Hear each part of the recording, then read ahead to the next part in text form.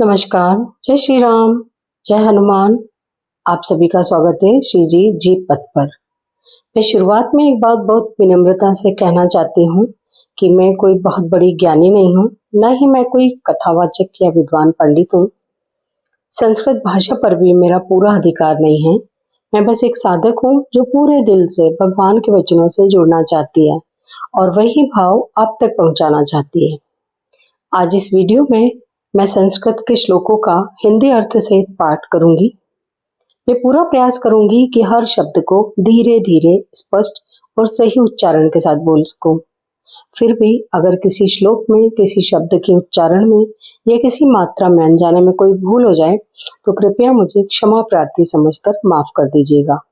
मेरा भाव शुद्ध है, मेरी भावना श्रद्धा से भरी है और मेरा उद्देश्य केवल सेवा है। ये वीडियो उन लोगों के लिए है जो पूरे मन और श्रद्धा से श्रीमद् भगवद गीता का पाठ करना चाहते हैं, लेकिन किसी मजबूरी के कारण, समय की कमी से, स्वास्थ्य की वजह से, आंखों की कमजोरी से या किसी भी पारिवारिक या व्यक्तिगत कारण से स्वयं शास्त्र स्वाध्याय नहीं कर पा रहे। यह वीडियो किसी विद्वता को दिखाने के लिए नहीं है, यह वीडियो किसी शास्त्रीय बहस के लिए नहीं है और न ही यह दावा करता है कि यही एकमात्र सही तरीका है। यह सिर्फ और सिर्फ उन साधकों के लिए है जो शास्त्र स्वाध्याय करना चाहते हैं लेकिन कर नहीं पा रहे। शास्त्रों में कहा गया है कि जब मन, भाव और श्रद्धा जुड़ जाती है तो पाठ करने से जो फल मिलता है, श्रवण यानी सुनने से भी वही फल प्राप्त होता है। इसलिए अगर आप इस वीडियो को श्रद्धा से सुनते हैं, ध्यान से देखते हैं और मन से स्वीकार करते हैं तो यह भी शास्त्र स्वाध्याय का ही एक रूप है। इस वीडियो को देखते समय किसी विशेष विधि की जरूरत नहीं है। बस जहां भी आप हो, जैसे भी आप हो, मन में थोड़ा सा भाव रखें और श्लोकों को शांत मन से सुनते जाएं। अगर बीच में मन भटक जाए तो खुद को दोष मत दीजिए, धीरे धीरे मन अपने आप जुड़ता चला जाएगा। ये वीडियो उन माताओं के लिए है जो घर परिवार में व्यस्त हैं। ये वीडियो उन बुजुर्गों के लिए है जो पढ़ना चाहते हैं लेकिन अब पढ़ नहीं पाते। ये वीडियो उन सभी आत्माओं के लिए है जिनके दिल में श्रीमद् भगवद गीता के प्रति सच्चा प्रेम है। इस पाठ को शुरू करने से पहले मैं भगवान श्री कृष्ण से यही प्रार्थना करती हूँ, हे प्रभु, यदि मुझसे कोई त्रुटि हो तो उसे मेरी भूल न समझे बल्कि मेरी श्रद्धा को भाव से स्वीकार करें। अब हम पूरे मन, शांत चित्त और श्रद्धा के साथ श्रीमद् भगवद गीता के श्लोकों का पाठ हिंदी अर्थ से प्रारंभ करते हैं। यदि ये वीडियो किसी एक व्यक्ति के भी आध्यात्मिक मार्ग में सहायक बन जाए तो श्री जी पथ का यह प्रयास सफल है। आप सभी को भगवान श्री कृष्ण की कृपा प्राप्त हो। तो चलिए अब स्टार्ट करते हैं। जय श्री राम, जय हनुमान, जय श्री कृष्णा, जय गीता माता, राधे राधे। जैसा कि हमने पिछले वीडियो में 25 श्लोक तक 19 से 25 श्लोक तक कवर करे हैं और आगे के श्लोक हम इस वीडियो में कवर करेंगे। संबंध: अगर शरीरी को निर्विकार न मानकर विकारी मान लिया जाए, जो कि सिद्धांत से विरुद्ध है, तो भी शोक नहीं हो सकता। यह बात आगे के 2 श्लोकों में कहते हैं। अथ चैनम नित्य जातम नित्यम वा मन्यसे मृतम तथापि त्वं महाबाहो नैवं शोचि तुमहर्षि। अथ चैनम शोचि तुमहर्षि। भगवान यहाँ पक्षांतर में अथ च और मन्य से पद देकर कहते हैं कि यद्यपि सिद्धांत की और सच्ची बात यही है कि देही किसी भी काल में जन्म में मरने वाला नहीं है, तथापि अगर तुम सिद्धांत से बिल्कुल विरुद्ध बात भी मान लो कि देही नित्य जन्मने वाला और नित्य मरने वाला है, तो भी तुम्हें शोक नहीं होना चाहिए। कारण कि जो जन्मेगा वह मरेगा ही और जो मरेगा वह जन्मेगा ही। इस नियम को कोई टाल नहीं सकता। अगर बीज को पृथ्वी में बो दिया जाए तब वह फूल कर अंकुर दे देता है और वही अंकुर क्रमशः बढ़कर वृक्ष रूप हो जाता है। इसमें सूक्ष्म दृष्टि से देखा जाए कि क्या वह बीज एक क्षण भी एक रूप से रहा है? पृथ्वी में वह पहले अपने कठोर रूप को छोड़कर कोमल रूप में हो गया, फिर कोमल रूप को छोड़कर अंकुर रूप में हो गया, इसके बाद अंकुर रूप को छोड़कर वृक्ष रूप में हो गया और अंत में आयु समाप्त होने पर वह सूख गया। इस तरह बीज एक क्षण भी एक रूप से नहीं रहा, प्रत्युत प्रति क्षण बदलता रहा। अगर बीज एक क्षण भी एक रूपता से रहता तो वृक्ष के सूखने तक की क्रिया कैसे होती? उसने पहले रूप को छोड़ा, यह उसका मरना हुआ। उसने दूसरे रूप को धारण किया, यह उसका जन्मना हुआ। इस तरह वह प्रति क्षण ही जन्मता मरता रहा। बीज की ही तरह यह शरीर है, सूक्ष्म रूप से वीर्य का जंतु रज के साथ मिला, वह बढ़ते बढ़ते बच्चे के रूप में हो गया और फिर जन्म गया। जन्म के बाद वह बढ़ा, फिर घटा और अंत में मर गया। इस तरह शरीर एक क्षण भी एक रूप से न रहकर बदलता रहा और अर्थात प्रति क्षण जन्मता मरता रहा। भगवान कहते हैं कि अगर तुम शरीर की तरह शरीरी को भी नित्य जन्मने मरने वाला मान लो तो भी यह शोक का विषय नहीं हो सकता। जातस्य ही ध्रुवो मृत्युर्ध्रुवम जन्म मृत्यस्य तस्माद् परिहार्ये थे न त्वं शोचितुर्महसि। जातस्य ध्रुवो मृत्युध्रुवम जन्म मृत्यस्य च। पूर्वलोक के अनुसार अगर शरीरी को नित्य जन्मने और मरने वाला भी मान लिया जाए तो भी वह शोक का विषय नहीं हो सकता, कारण कि जिसका जन्म हो गया है वह जरूर मरेगा और जो मर गया है वह जरूर जन्मेगा। तस्माद् परिहार्ये थे न त्वं शोचि तुम हर्षि। इसलिए कोई भी इस जन्म मृत्यु रूप प्रवाह का परिहार निवारण नहीं कर सकता, क्योंकि उसमें किसी का किंचित मात्र भी वश नहीं चलता। यह जन्म मृत्यु रूप प्रवाह तो अनादिकाल से चला आ रहा है और अनंत काल तक चलता रहेगा। इस दृष्टि से तुम्हारे लिए शोक करना उचित नहीं है। ये धृतराष्ट्र के पुत्र जन्मे हैं तो जरूर मरेंगे। तुम्हारे पास ऐसा कोई उपाय नहीं है जिससे तुम उनको बचा सको। जो मर जाएंगे वे जरूर जन्मेंगे, उनको भी तुम रोक नहीं सकते। फिर शोक किस बात का? शोक उसी का कीजिए जो अनहोनी होए। अनहोनी होती नहीं, होनी है सो होए। जैसे इस बात को सब जानते हैं कि सूर्य का उदय हुआ है तो उसका अस्त होगा ही, अस्त होगा तो उसका उदय होगा ही। इसलिए मनुष्य सूर्य का अस्त होने पर शोक चिंता नहीं करते। ऐसे ही हे अर्जुन, अगर तुम ऐसा मानते हो कि शरीर के साथ ये भीष्म, द्रोण आदि सभी मर जाएंगे तो फिर शरीर के साथ जन्म भी जाएंगे। अतः इस दृष्टि से भी शोक नहीं हो सकता। भगवान ने इन 26वें 27वें श्लोक में जो भी बात कही है वह भगवान का कोई वास्तविक सिद्धांत नहीं है। अतः अथ च पद देकर भगवान ने दूसरे शरीर शरीरी को एक मानने वाले पक्ष की बात कही है कि ऐसा सिद्धांत तो है नहीं, पर अगर तू ऐसा भी मान ले तो भी शोक करना उचित नहीं है। इन 2 श्लोकों का तात्पर्य यह हुआ कि संसार की मात्र चीजें प्रतिक्षण परिवर्तनशील होने से पहले रूप को छोड़कर दूसरे रूप को धारण करती हैं। इसमें पहले रूप को छोड़ना यह मरना हो गया और दूसरे रूप को धारण करना ये जन्मना हो गया। इस प्रकार जो जन्मता है उसकी मृत्यु होती है और जिसकी मृत्यु होती है वह फिर जन्मता है। यह प्रवाह तो हर दम चलता ही रहता है। इस दृष्टि से भी क्या शोक करें? परिशिष्ट भाव। किसी प्रियजन की मृत्यु हो जाए, धन नष्ट हो जाए तो मनुष्य को शोक होता है। ऐसे ही भविष्य की चिंता होती है। अगर स्त्री मर गई तो क्या होगा, पुत्र मर गया तो क्या होगा आदि। ये शोक चिंता अपने विवेक को महत्व न देने के कारण ही होते हैं। संसार में परिवर्तन होना, परिस्थिति बदलना आवश्यक है। अगर परिस्थिति नहीं बदलेगी तो संसार कैसे चलेगा? मनुष्य बालक से जवान कैसे होगा, मूर्ख से विद्वान कैसे बनेगा, रोगी से निरोगी कैसे बनेगा, बीज का वृक्ष कैसे बनेगा? परिवर्तन के बिना संसार स्थिर चित्र की तरह बन जाएगा। वास्तव में मरने वाला परिवर्तनशील ही मरता है, रहने वाला कभी मरता ही नहीं। यह सबका प्रत्यक्ष अनुभव है कि मृत्यु होने पर शरीर तो हमारे सामने पड़ा रहता है, पर शरीर का मालिक जीवात्मा निकल जाता है। अगर इस अनुभव को महत्व दें तो फिर चिंता शोक हो ही नहीं सकते। बाली के मरने पर भगवान राम इसी अनुभव की ओर तारा का लक्ष्य कराते हैं। तारा बिकल देही तारा बिकल देखी रघुराया, दीन ज्ञान हरि लीनी माया। क्षितिज जल पावक गगन समीरा, पंच रचित अति अधम शरीरा। प्रगट सो तनु भय आगे सोवा, जीव नित्य के ही लगी तुम रोवा।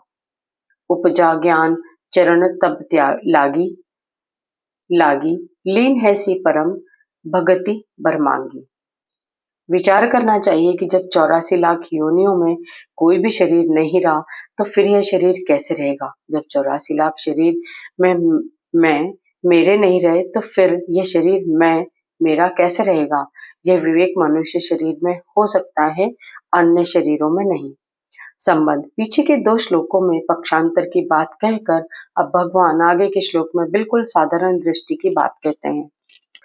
अव्यक्तादीनि भूतानि व्यक्तमध्यानि भारत, अव्यक्त निधना नेव तत्र का परिदेवना। अव्यक्तादीनि भूतानि देखने सुनने और समझने में आने वाले जितने भी प्राणी शरीर आदि हैं, वे सब के सब जन्म से पहले अप्रकट थे, अर्थात दिखते नहीं थे। अव्यक्ति निधना नेव्य, ये सभी प्राणी मरने के बाद अप्रकट हो जाएंगे, अर्थात इनका नाश होने पर ये सभी नहीं में चले जाएंगे, दिखेंगे नहीं। व्यक्त मध्यानि, ये सभी प्राणी बीच में अर्थात जन्म के बाद और मृत्यु के पहले प्रकट दिखाई देते हैं।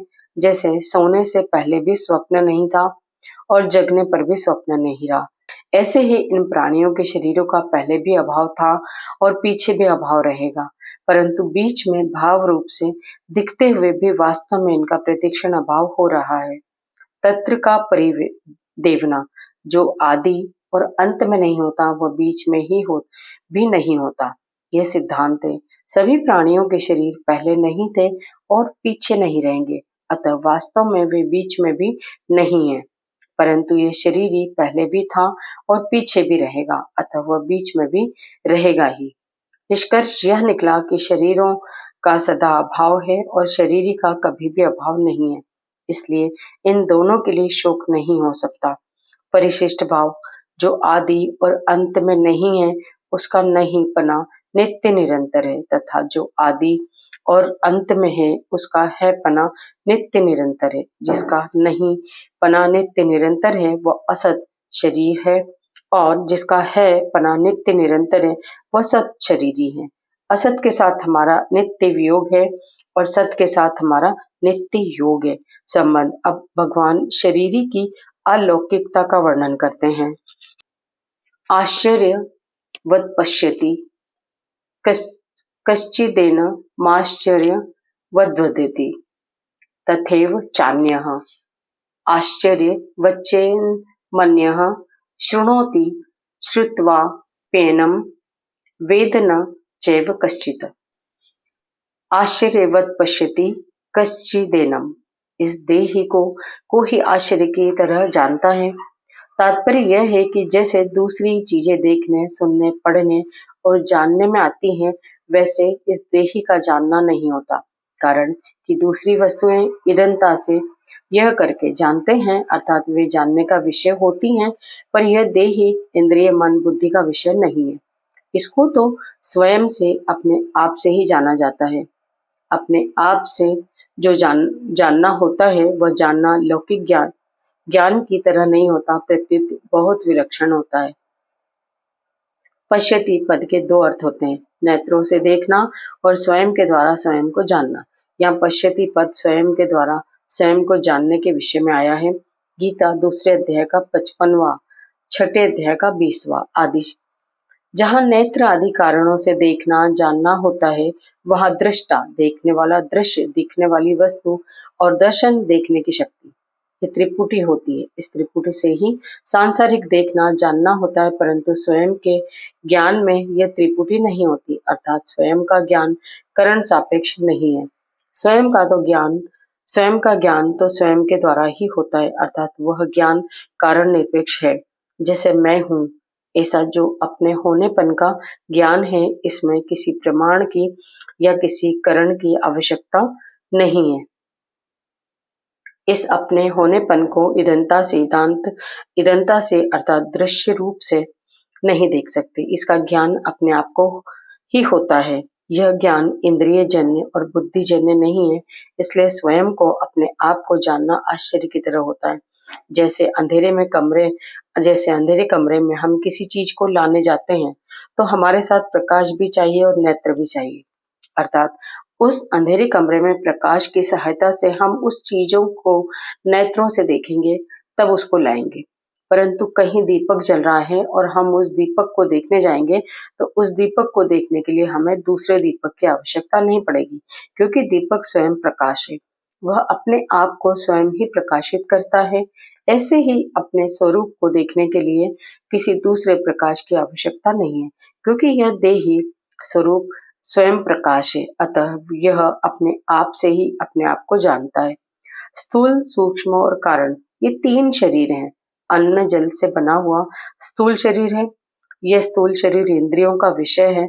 इस स्थूल शरीर के भीतर 5 ज्ञानेंद्रियां, 5 कर्मेंद्रियां, 5 प्राण, मन और बुद्धि, इन 17 तत्वों से बना हुआ सूक्ष्म शरीर है।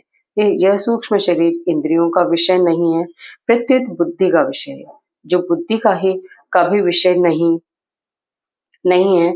जिसमें प्रकृति स्वभाव रहता है, वह कारण शरीर है।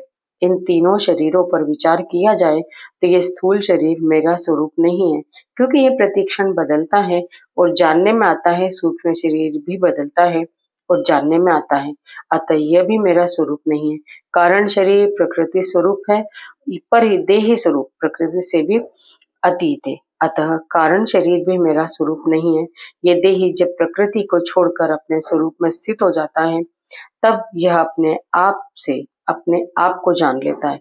यह जानना सांसारिक वस्तुओं की जानने की अपेक्षा सर्वथा विलक्षण होता है, इसलिए इसको आश्चर्यवत पश्यति कहा गया है। यहाँ भगवान ने कहा है कि अपने आप का अनुभव करने वाला कोई एक ही होता है, कश्चित। और आगे 7वें अध्याय के 3 श्लोक में भी यही बात कही है कि कोई एक मनुष्य ही मेरे को तत्व से जानता है। कश्चिन माम वेत्ति तत्वतः। इन पदों से मालूम होता है कि इस अविनाशी तत्व को जानना बड़ा कठिन है, दुर्लभ है, परंतु वास्तव में ऐसी बात नहीं है। इस तत्व को जानना कठिन नहीं है, दुर्लभ नहीं है, प्रत्युत इस तत्व को सच्चे हृदय से जानने वाले की, इस तरफ लगने वाले की कमी है। यह कमी जानने की जिज्ञासा कम होने के कारण ही है। आश्चर्य वद्वद्यति तथैव चान्यः। ऐसे ही दूसरा पुरुष इस देही का आश्चर्य की तरह वर्णन करता है, क्योंकि यह तत्व वाणी का विषय नहीं है। जिससे वाणी भी प्रकाशित होती है, वह वाणी उसका वर्णन कैसे कर सकती है। जो महापुरुष इस तत्व का वर्णन करता है, वह तो शाखा चंद्र न्याय की तरह वाणी से इसका केवल संकेत ही करता है, जिससे सुनने वाले का इधर लक्ष्य हो जाए। अतः इसका वर्णन आश्चर्य की तरह ही होता है। यह जो अन्य पद आया है, इसका तात्पर्य यह नहीं है कि जो जानने वाला है उससे ये कहने वाला अन्य है, क्योंकि जो स्वयं जानेगा ही नहीं, वह वर्णन क्या करेगा। अतः इस पद का तात्पर्य यह है कि कितने जानने वाले हैं, उनमें वर्णन करने वाला कोई एक ही होता है, कारण कि सबके सब अनुभवी तत्वज्ञ महापुरुष उस तत्व का विवेचन करके सुनने वालों को उस तत्व तक नहीं पहुंचा सकते। उसकी शंकाओं का, तर्कों का पूरी तरह समाधान करने की क्षमता नहीं रखते। अतः वर्णन करने वालों की विलक्षण क्षमता का द्योतन करने के लिए ही यह अन्य पद दिया गया है। आश्चर्य वच्चिन्मन्यः शृणोति। दूसरा कोई इस देही को आश्चर्य की तरह सुनता है। तात्पर्य है कि सुनने वाला शास्त्रों की लोकांतरों की जितनी बातें सुनता आया है, उन सब बातों से इस देही की बात विलक्षण मालूम देती है, कारण कि दूसरा जो कुछ सुना है वह सब का सब इंद्रियां, मन, बुद्धि आदि का विषय है, परंतु यह देही इंद्रियों आदि का विषय नहीं है, प्रत्युत यह इंद्रियों आदि के विषय को प्रकाशित करता है। अतः इस देही के विलक्षण बात यह आश्चर्य की तरह सुनता है। यहाँ अन्य पद देने का तात्पर्य है कि जानने वाला और कहने वाला, इन दोनों से सुनने वाला तत्व का जिज्ञासु अलग है।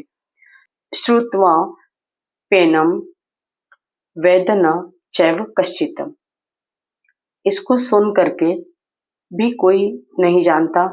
इसका तात्पर्य यह नहीं है कि उसने सुन लिया तो अब वो जानेगा ही नहीं। इसका तात्पर्य यह है कि केवल सुन करके, सुनने मात्र से इसको कोई भी नहीं जान सकता। सुनने के बाद जब वह स्वयं उसमें स्थित होगा तब वह अपने आप से ही अपने आप को जानेगा। यहाँ कोई कहे कि शास्त्रों और गुरुजनों से सुनकर ज्ञान तो होता ही है, फिर यहाँ सुन करके भी कोई नहीं जानता, ऐसा कैसे कहा गया है? इस विषय पर थोड़ी गंभीरता से विचार करके देखें कि शास्त्रों पर श्रद्धा स्वयं शास्त्र नहीं कराते और गुरुजनों पर श्रद्धा स्वयं गुरुजन नहीं कराते, किंतु साधक स्वयं ही शास्त्र और गुरु पर श्रद्धा विश्वास करता है, स्वयं ही उनके सम्मुख होता है। अगर स्वयं के सम्मुख हुए बिना ही ज्ञान हो जाता तो आज तक भगवान के बहुत अवतार हुए हैं, बड़े बड़े जीवन मुक्त महापुरुष हुए हैं, उनके सामने कोई अज्ञानी रहना ही नहीं चाहिए था। अर्थात सबको तत्व ज्ञान हो जाना चाहिए था, पर ऐसा देखने में नहीं आता। श्रद्धा विश्वास पूर्वक सुनने से, स्वरूप में स्थित होने में सहायता तो जरूर मिलती है, पर स्वरूप में स्थित स्वयं ही होता है। अतः उपयुक्त पदों का तात्पर्य तत्व ज्ञान को असंभव बताने में नहीं, प्रत्युत उसे करण निरपेक्ष बताने में है। मनुष्य किसी भी रीति से तत्व को जानने का प्रयत्न क्यों न करे, पर अंत में अपने आप से ही अपने आप को जानेगा। श्रवण, मनन आदि साधन तत्व के ज्ञान में परंपरागत साधन माने जा सकते हैं, पर वास्तविक बोधकरण निरपेक्ष अपने आप से ही होता है। अपने आप से अपने आप को जानना क्या होता है? एक होता है करना, एक होता है देखना और एक होता है जानना। करने में कर्मेंद्रियों की, देखने में ज्ञानेंद्रियों की और जानने में स्वयं की मुख्यता होती है। ज्ञानेंद्रियों के द्वारा जानना नहीं होता, प्रत्युत देखना होता है, जो कि व्यवहार में उपयोगी है। स्वयं के द्वारा जो जानना होता है वह दो तरह का होता है। एक तो शरीर संसार के साथ मेरी सदा भिन्नता है और दूसरा परमात्मा के साथ मेरी सदा अभिन्नता है। दूसरे शब्दों में परिवर्तनशील नाशवान पदार्थों के साथ मेरा किंचित मात्र भी संबंध नहीं है और अपरिवर्तनशील अविनाशी परमात्मा के साथ मेरा नित्य संबंध है। ऐसा जानने के बाद फिर स्वतः अनुभव होता है। इस अनुभव का वाणी से वर्णन नहीं हो सकता, वहां तो बुद्धि भी चुप हो जाती है।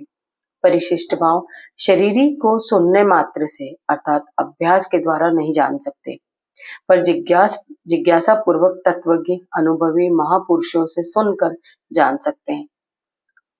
यत् तामपि सिद्धानां कश्चिन्मां वेत्ति तत्वतः आश्चर्यवदति तथैव चान्यः। कहने का तात्पर्य है कि तत्व का अनुभव करने वालों में भी वर्णन करने वाला कोई एक ही होता है। सबके सब अनुभव करने वाले उसका वर्णन नहीं कर सकते।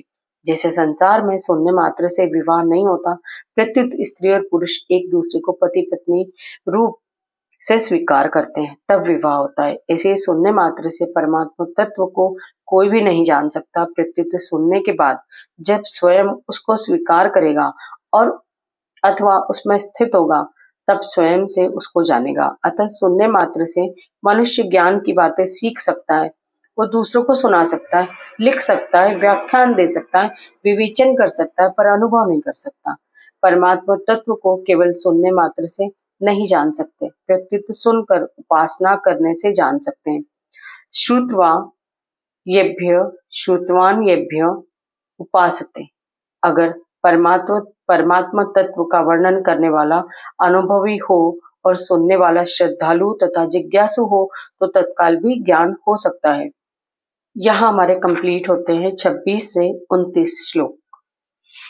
अगले वीडियो में हम इसके आगे के श्लोक कवर करेंगे। इस गीता पाठ को श्रद्धा और शांत मन से सुनने के लिए आप सभी का हृदय से धन्यवाद। यदि आप स्वयं श्रीमद् भगवत गीता का पाठ करने में सक्षम नहीं हैं, तो श्रद्धा से किया गया यह श्रवण भी शास्त्र स्वाध्याय का ही एक पवित्र रूप है। भगवान भाव देखते हैं, उच्चारण या सामर्थ्य नहीं। यदि इस पाठ के दौरान मुझसे किसी श्लोक के उच्चारण में या शब्दों में अनजाने में कोई त्रुटि हुई हो तो कृपया मुझे क्षमा करें। मेरा उद्देश्य केवल सेवा भाव से भगवान श्री कृष्ण के दिव्य वचनों को आप तक पहुंचाना है। यदि यह वीडियो आपके मन को शांति दे पाया हो या आपको श्रीमद् भगवद गीता से थोड़ा भी जोड़ पाया हो तो कृपया इस सेवा को उन लोगों तक अवश्य पहुंचाइए जो गीता का पाठ करना चाहते हैं लेकिन किसी कारणवश नहीं कर पा रहे। आप सभी पर भगवान श्री कृष्ण की कृपा सदैव बनी रहे। मिलते हैं अगले वीडियो में आगे के श्लोक के साथ। तब तक के लिए स्वस्थ रहिए, मस्त रहिए, अपना ख्याल रखिए, अपने अपनों का ख्याल रखिए और श्रद्धा से सुनते रहिए, गीता से जुड़ते रहिए और चलते रहिए श्री जी पथ पर। जय श्री राम, जय हनुमान, जय श्री कृष्ण, राधे राधे।